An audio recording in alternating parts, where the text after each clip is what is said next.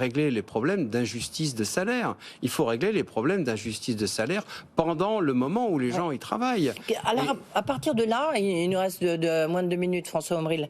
À partir de là, on fait quoi? Vous faites quoi? Est-ce que vous allez soutenir le référendum que souhaite le leader du Parti communiste, Fabien Roussel? Vous allez descendre dans la rue à la rentrée? Qu'est-ce que vous allez décider, là? L'intersyndicale, qu'est-ce que vous allez dire?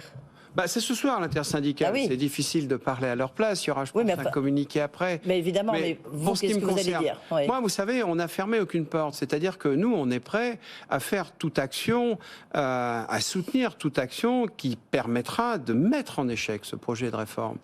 Parce que, si vous voulez, l'objet de ce projet, ce n'est rien d'autre que d'appauvrir la population des salariés, et uniquement les salariés, pour pouvoir financer d'autres choses dans notre pays. Et nous disons la chose suivante à la CFE-CGC.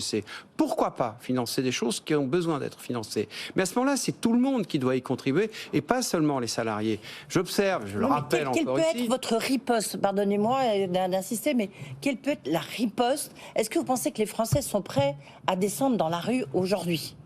Enfin, ou lundi. Vous savez, les Français... Ou la semaine prochaine, ou à la rentrée, quoi. Rien ne se passe jamais comme prévu. Moi, ce que je sens, c'est quand même un immense rejet contre ce projet, parce que les Français, ils ont compris ce qu'il y avait derrière.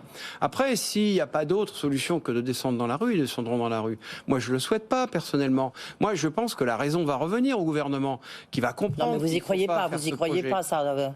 Toute dernière question, François Omril. Même en disant ça manque de quoi.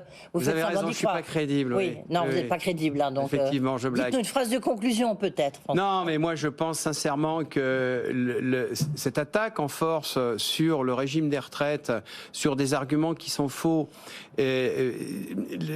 aller solliciter uniquement les salariés, alors que dans le pays aujourd'hui, toutes les réformes qui ont été faites au seul bénéfice des dividendes des entreprises, des rachats d'actions, des choses comme ça, c'est insupportable pour tout le monde. Ouais. Et il faut faire extrêmement attention au moment où les gens sont préoccupés par les coupures d'électricité, par le pouvoir d'achat, etc.